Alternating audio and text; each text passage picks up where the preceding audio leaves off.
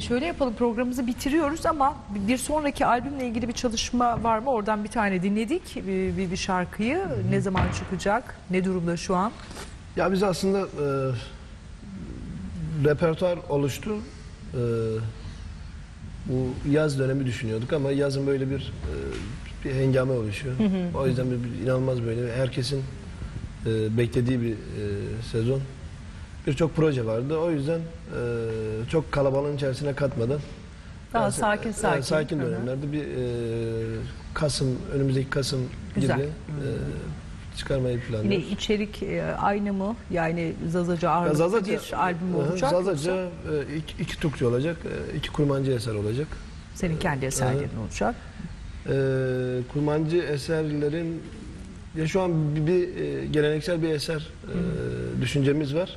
Ama olmaması durumunda sözlerini başka bir arkadaş tamamlayacak, müziklerini ben yazacağım, yaptığım bir şey. Yine genel olarak kendime ait eserleri paylaşacağım. Kasım'ı bekliyoruz. Peki, çok teşekkür ediyorum geldiğiniz için.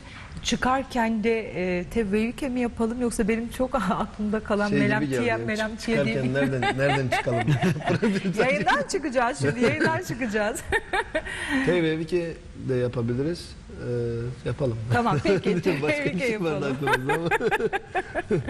Yönlendirdim değil mi? Evet, biraz öyle oldu.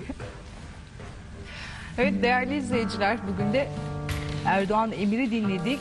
Sevgili Bektaş ve Hogür de yanımızda stüdyoda.